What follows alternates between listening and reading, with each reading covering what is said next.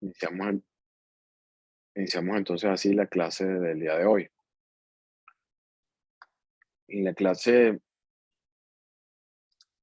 en la clase del día lunes habíamos examinado eh, las consultas tributarias, es decir, cuando la administración, actuando en función consultiva, emitía su opinión en relación con la interpretación y correcta aplicación de una norma tributaria en atención a un requerimiento, a una petición de los sujetos interesados. Esto no es otra cosa que una representación o manifestación del derecho de petición previsto en nuestra Constitución.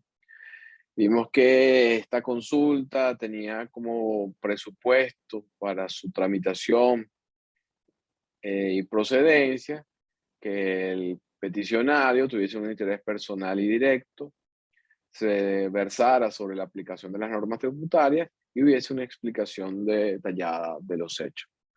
Respondimos la pregunta si las consultas tenían o no carácter vinculante, exponiendo que la jurisprudencia eh, mm, actual señala que no lo son, porque no crean ni obligaciones ni para el administrado ni para la administración, en el sentido que cualquiera de ellos pudiese apartarse del criterio expresado en la consulta.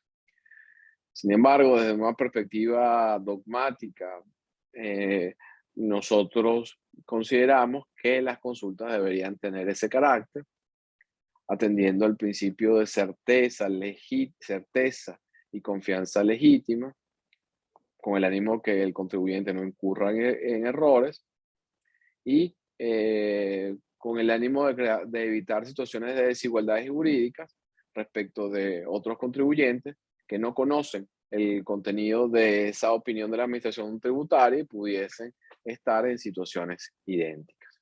La administración tiene 30 días hábiles para resolver la consulta.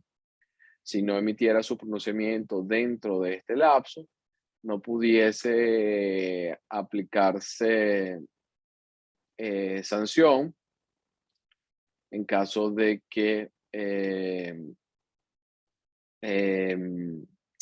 ahora bien, en cuanto a los efectos de la consulta, disculpe, si la administración responde oportunamente y expresa su criterio, no podrá aplicarse sanción al particular que adoptó el criterio de la administración. La administración dijo que un determinado egreso no era deducible los fines del proceso de la renta, lo expresó en una consulta, el contribuyente adoptó ese criterio.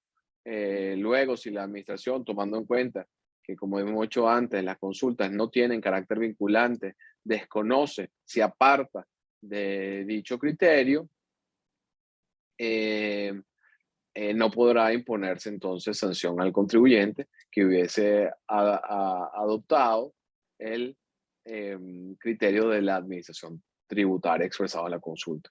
Ahora bien, si la administración no responde y el peticionario adopta la opinión expresada en su consulta, y es por eso que hablábamos de la necesidad de que las consultas tuviese una explicación detallada, clara y precisa de los hechos, bueno, en este caso tampoco podrá aplicarse sanción al contribuyente que adoptó su criterio en relación con el alcance y la interpretación de la norma de contenido tributario en ausencia de un pronunciamiento de la administración. Examinamos igualmente la recurribilidad o no de las consultas y a este respecto señalamos que habían dos tesis. La primera era que conforme a lo dispuesto en el artículo 265 del Código Orgánico Tributario, no son recurribles porque no hay una decisión de la administración en forma definitiva. Se trata de opiniones, orientaciones que ofrece la administración tributaria, que no crea una situación de hecho o de derecho del contribuyente, sino que simplemente revela cómo potencialmente la administración aplicará la norma. Para que pueda haber una impugnación, debe existir un pronunciamiento emitido en el marco de un proceso de determinación tributaria, que ya los hemos visto, que son el de verificación y el de fiscalización.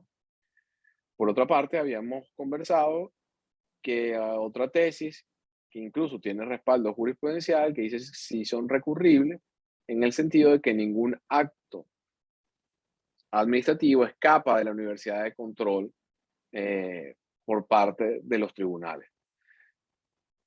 Y en particular, y aquí es lo importante, en algunos casos la respuesta representa un acto administrativo definitivo que se afecta a la situación jurídica del particular. Y creo que les había puesto como ejemplo las consultas que emite la administración, donde acredita si un contribuyente califica o no como exento cuando lleva actividades benéficas. Si la administración a través de la consulta considera que el peticionario no cumple los presupuestos, bueno, se está afectando seriamente los derechos e intereses de ese contribuyente, pues el caso es que eh, considerando el consultante que se encuentra exento, la administración le dice, por el contrario, que no, que debe pagar impuestos. Fíjense que se trata de una situación delicada, sensible.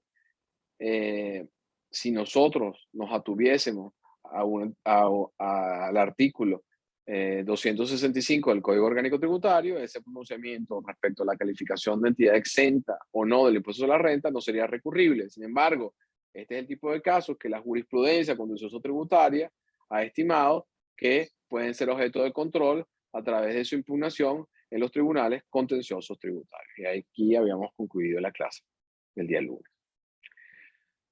Como les había comentado, son varios los procedimientos administrativos que contempla el Código Orgánico Tributario. Vimos el de verificación, el de fiscalización, acabamos de ver en la consulta, pero hay otros como la recaudación en caso de omisión, el procedimiento de recuperación de tributos, la intimación de derechos pendientes y los acuerdos anticipados sobre precios de transferencia.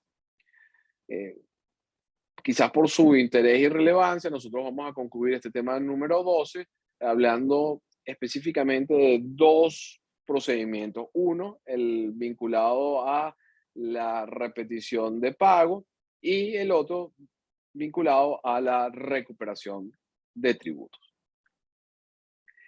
El procedimiento de repetición de pago se verifica cuando una persona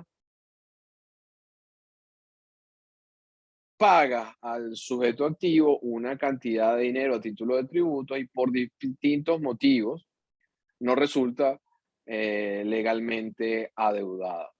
Fíjense que en este caso se trata de un pago que contradice la legalidad de la obligación tributaria, cuya restitución no está cuya restitución en principio no está condicionada necesariamente a que el pago resultare indebido en un comienzo o a inicio. De manera que el contribuyente que paga mal o el contribuyente que habiendo originalmente pagando una cantidad que era debida y que posteriormente, y esto es importante, al momento de su pago no resulta adeudada, es el caso de los anticipos de tributo que vamos a examinar con mayor detalle en unos minutos. En ambos casos, ese sujeto que pagó mal, que pagó en exceso, que pagó una obligación que no le correspondía, tiene el legítimo derecho a solicitar a la administración tributaria el reembolso, la devolución de las cantidades pagadas indebidamente. Estoy aquí buscando en mi código orgánico tributario los artículos del procedimiento de repetición de lo pagado indebidamente.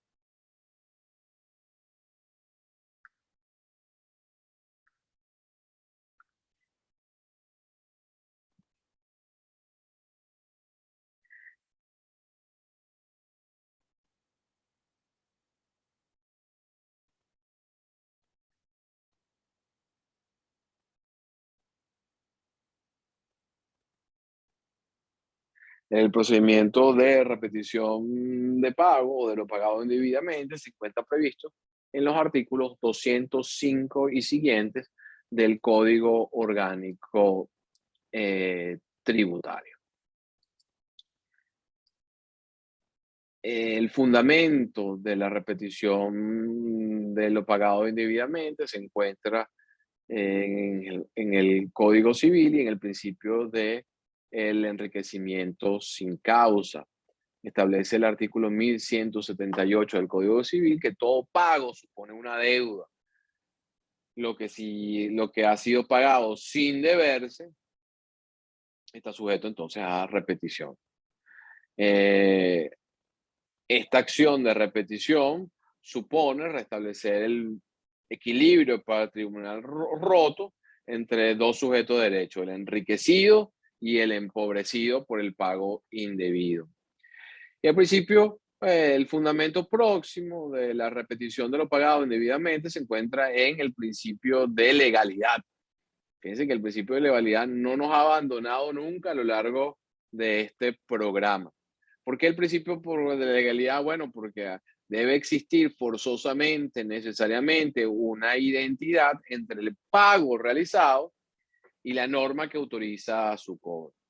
Otro de los fundamentos remotos otro de los fundamentos próximos de la acción de repetición de lo pagado indebidamente está constituida por la responsabilidad administrativa del Estado. No pudiese concebirse que la administración se quede con unas sumas de dinero que no le corresponden, que no tienen sustento legal, por lo cual ella es responsable de su devolución. ¿Cuáles son las características de este trámite o de este procedimiento de repetición de pago? Bueno, en primer lugar, la acción de repetición, igual que lo es la acción, el deber o la obligación de pagar un tributo, tiene fuente legal. Es de contenido negativo u opuesto a la obligación tributaria principal. El hecho imponible, por ejemplo, es cuando usted obtenga un enriquecimiento en materia del impuesto sobre la renta, estará obligado a pagar el impuesto sobre la renta. Bueno, esa consecuencia jurídica del hecho imponible tiene un fundamento legal. Estamos hablando del principio de legalidad. Ahora bien, si no se verificó ese incremento patrimonial, ese enriquecimiento, y de todas formas el sujeto pagó, bueno, el reverso, la contrapartida, el contenido negativo de esa obligación tributaria principal está representada entonces en el pago que tendría que hacer la administración al contribuyente. La obligación de repetición, otra de las características es que surge como consecuencia de la existencia de una obligación tributaria aparentemente válida. Y quisiera aquí detenerme en este aparentemente válida para poderlo explicar con claridad. Para que proceda la repetición de lo pagado indebidamente, debe verificarse un pago indebido. Yo salí a pagar el impuesto a los grandes patrimonios, pero resulta que yo, Juan Castillo, no es sujeto pasivo especial y este es un tributo cuyo uno de los elementos para su configuración es la circunstancia o el hecho de haber sido calificado por la administración tributaria como sujeto pasivo especial. No siendo yo sujeto pasivo especial, ese pago que yo hubiese hecho está clarísimo y creo que salta a la vista que es un pago ilegal, es un pago indebido ab inicio. Ahora bien, puede sucederse otra circunstancia, otro evento distinto para explicar la frase de que debe existir una obligación tributaria aparentemente válida. Bueno, resulta que yo soy contribuyente del impuesto sobre la renta y anualmente tengo que pagar el impuesto sobre la renta. Ahora bien, por los pagos que efectúan terceros de mis honorarios profesionales, ellos hacen una retención. Y aquí estamos repasando conceptos que ya hemos visto a lo largo también de este programa. La retención, como ustedes saben, no es otra cosa que un pago a cuenta de la obligación principal. Durante todo el ejercicio 2021, mis clientes, en su carácter de deudores, al momento de extinguir sus obligaciones conmigo y en virtud de lo dispuesto en una norma tributaria, efectuaban una retención a título de impuestos sobre la renta que luego enteraban al CENIAT. Sabemos, las retenciones no son otra cosa que un pago a cuenta, un anticipo de la obligación que no se ha causado. ¿Por qué no se ha causado? Porque tiene que concluir o cerrarse el ejercicio. Recuerden la norma, la norma, la ficción que también examinamos en otra oportunidad, que en los tributos periódicos, el hecho imponible se verifica el último día del ejercicio. Entonces hay que esperar que culmine el ejercicio para establecer cuál en definitiva es mi situación impositiva. Concluido el ejercicio, resulta que las retenciones que me hicieron durante el año, que eran pagos a cuenta, resultaron en exceso o son superiores al monto del impuesto que definitivamente se causó. Es decir, yo a título de retenciones de impuestos sobre la renta, se pagó un impuesto superior, se pagó un monto superior al impuesto causado. Es decir, hay un pago en exceso. Esta larga explicación tiene que ver con que en principio esa retención era perfectamente válida y perfectamente legal. Tenía la potencialidad de extinguir una obligación aparentemente válida, la obligación que se iba a causar al final del ejercicio. Sin embargo, esa obligación no se causó o se causó por un monto menor. Entonces, en ese caso, ese pago que originalmente era válido devino en indebido y fue efectuado con la falsa convicción de que se iba a generar una obligación legítima y efectiva. La obligación de repetición, que es el otro caso que pusimos del impuesto a los grandes patrimonios, también va a surgir como consecuencia de un pago indebido estricto sensu. Yo sabía a pagar algo que no debía o que ya había pagado, por ejemplo, que pudiese ser otra circunstancia, otro evento. Entonces le corresponderá a la administración repetir o devolverme eh, el monto pagado. A continuación, simplemente quisiera mencionarles algunos de los supuestos que dan lugar a la acción de repetición. Los pagos efectuados sin norma legal que los legitime. Yo no soy sujeto pasivo especial y pago el impuesto a los grandes patrimonios. No hay ninguna norma que ampare ese proceder. Los pagos efectuados con fundamento en una norma legal que devienen indebidos por circunstancias posteriores, que es el caso que acabamos de hablar antes, y que corresponden a los anticipos y retenciones del impuesto, del impuesto. Los pagos efectuados con fundamento, y esto lo vamos a aclarar en el próximo tema, con fundamento en un acto administrativo de determinación tributaria, la administración dijo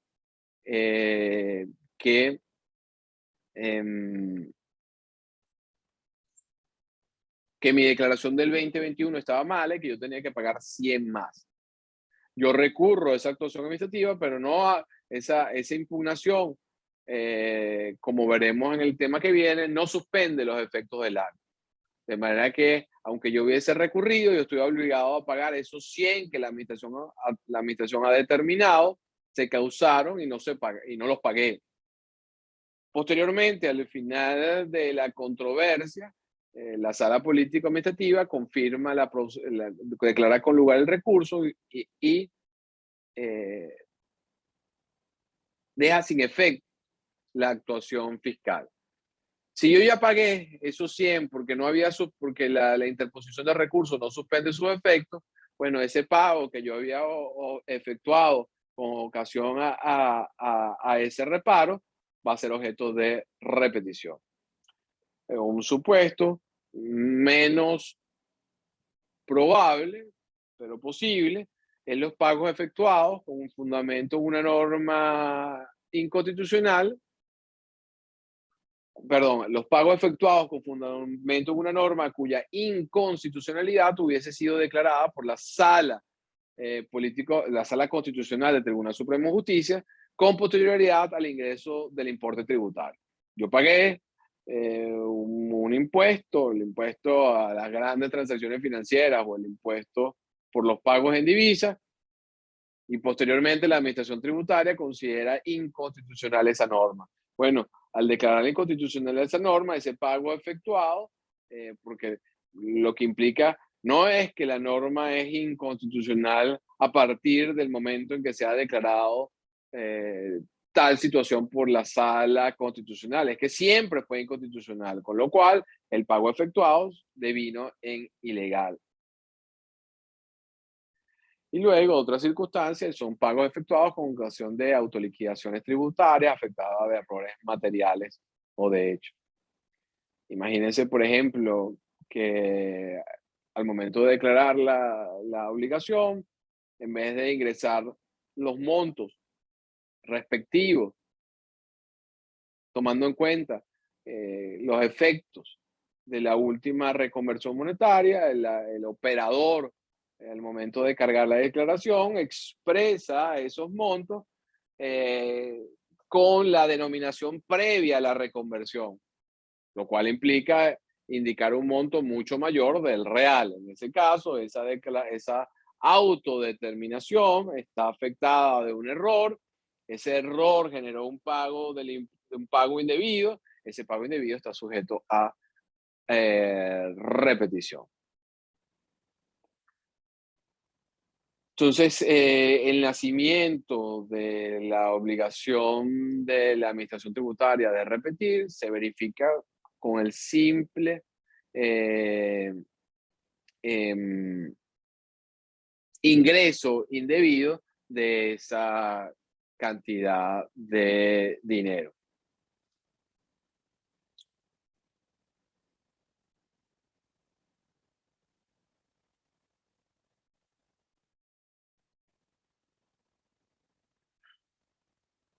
En este sentido, el Código Orgánico Tributario, en su artículo, en su artículo 205, señala lo siguiente: los contribuyentes o los responsables podrán solicitar la repetición de lo pagado indebidamente por tributos, intereses, eh, sanciones y recargos siempre que no estén prescritos. Fíjense que bajo la redacción de la norma, el nacimiento eh, de esta obligación en cabeza de la menor tributaria y derecho del contribuyente se verifica con el pago indebido de un tributo.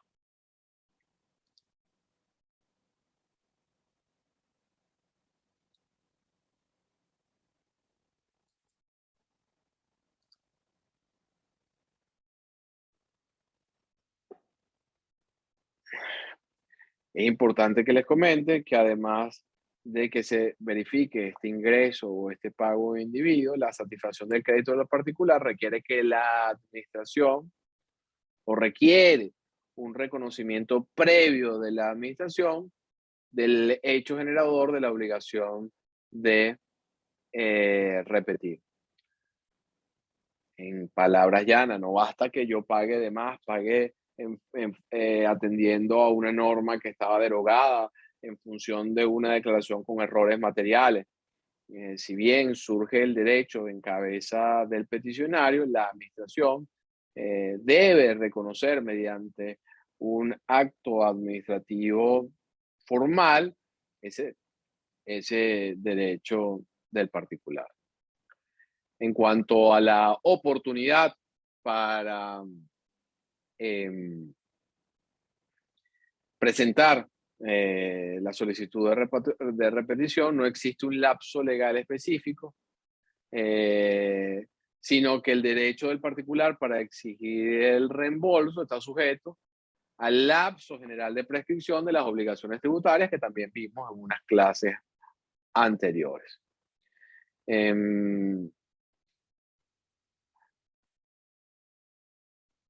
Fíjense que la repetición de lo pagado indebidamente es un procedimiento alternativo a otro mecanismo que puede utilizar el contribuyente para satisfacer su crédito.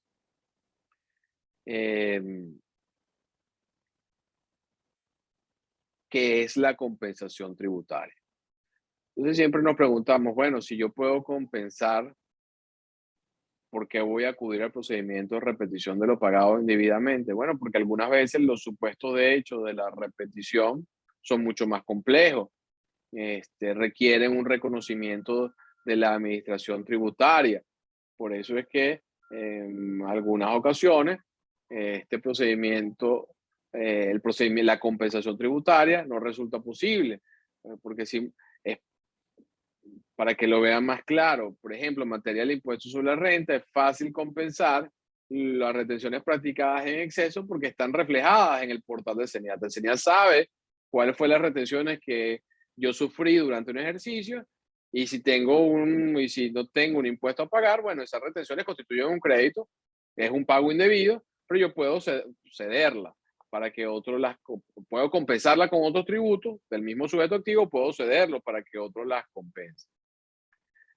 Pero este no es el caso, por ejemplo, en el supuesto de que el pago en exceso se origine con un error. Ese error no está expresado, no está plasmado, no está representado en ningún documento, en ninguna actuación, por lo cual la administración debería poder confirmar el hierro del contribuyente previo a su devolución.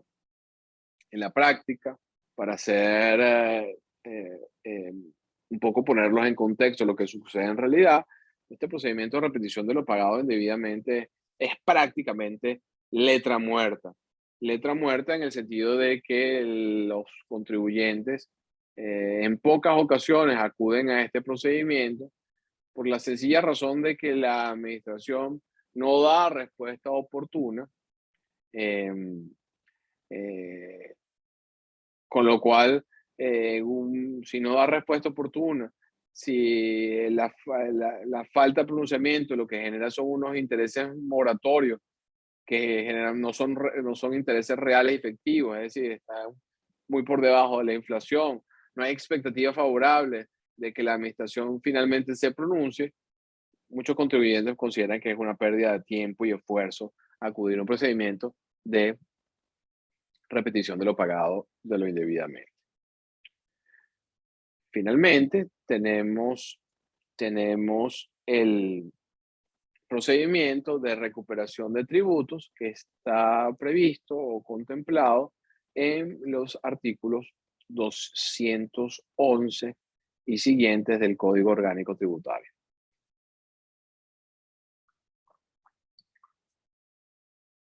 Fíjense que en este caso, a distinto del anterior, también hay una obligación por parte de la Administración Tributaria de devolver una cantidad de dinero a los contribuyentes.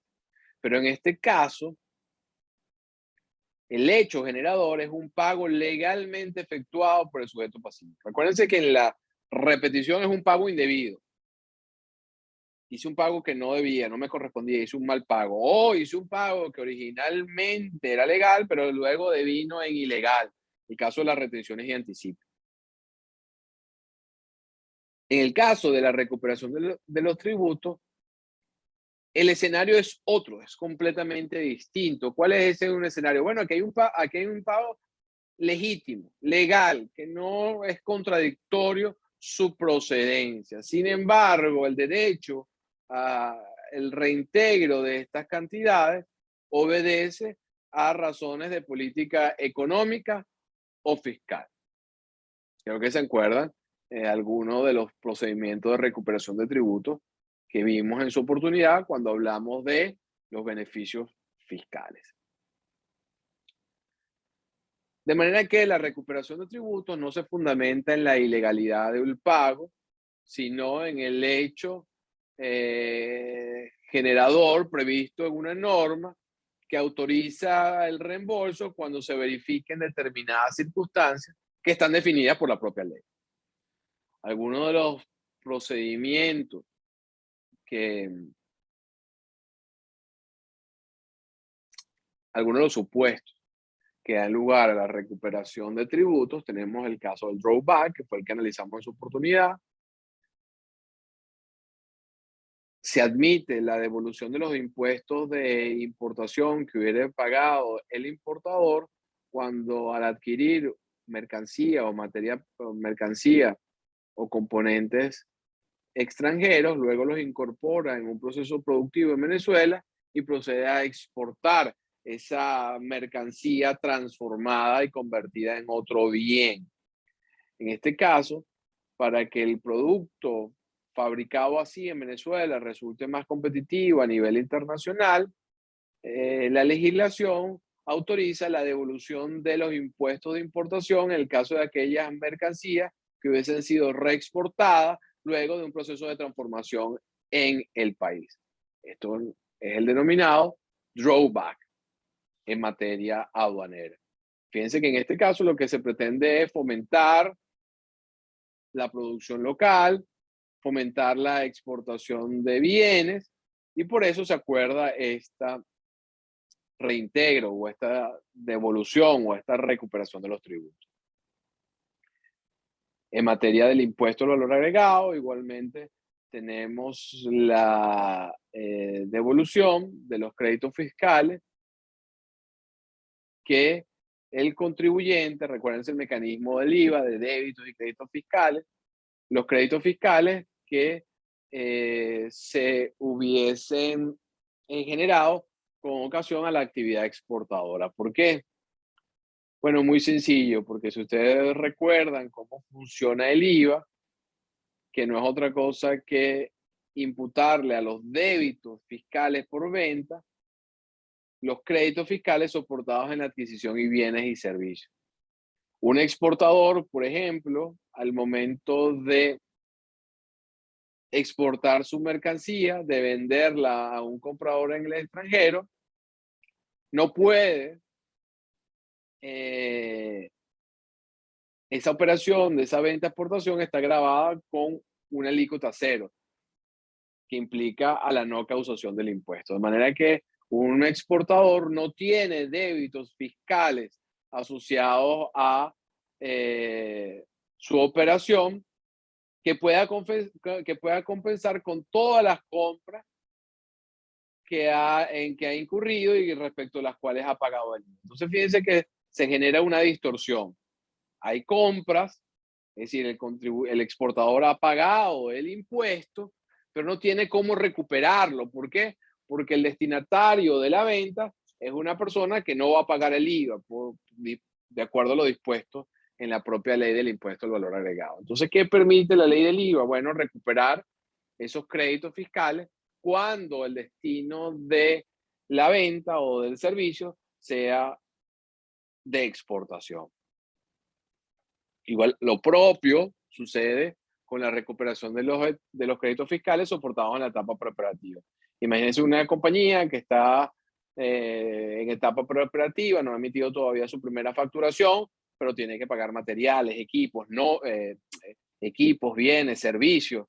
Todos esos pagos generan una salida a título de IVA que no tiene la administración cómo compensarla, cómo recuperarlo. ¿Por qué? Porque no tiene venta. En este caso, igualmente, la ley del IVA admite o permite la recuperación de eh, esos créditos fiscales.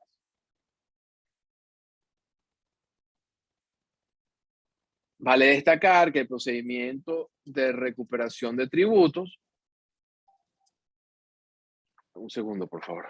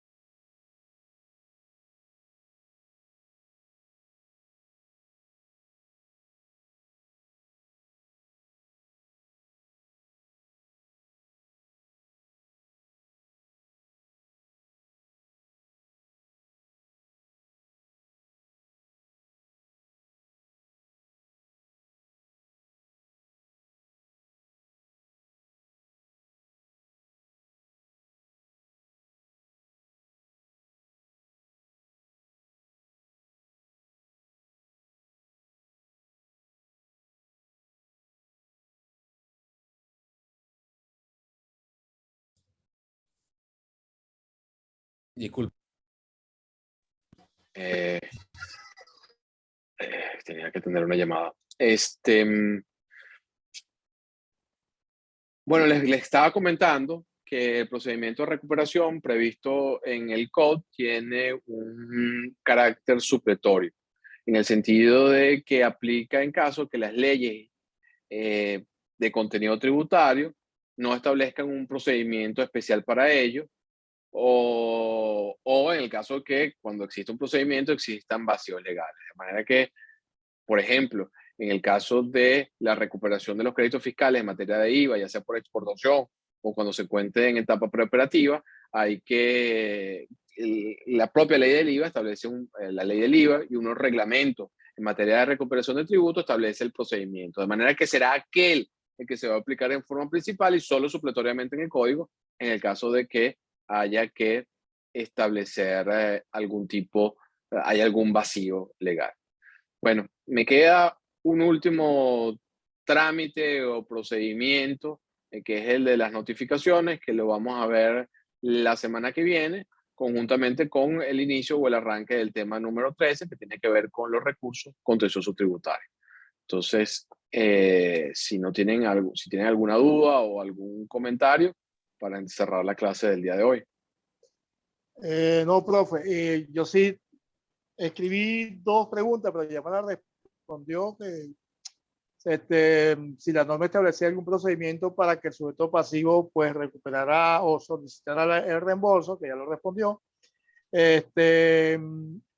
Yo digo, una pregunta sí tengo, que la administración pública en ningún momento, en ninguno de los casos, reembolsa dinero, sino es de otra forma, como en el caso del crédito fiscal.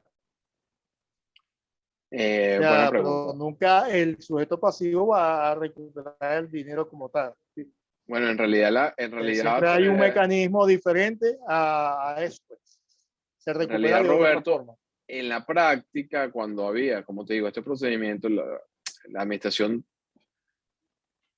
tiende a no responder estos procedimientos, lo cual obliga al contribuyente a tener que impugnar contra un silencio administrativo de la administración, que ni siquiera es un rechazo, bueno, es un rechazo, pero no hay un pronunciamiento.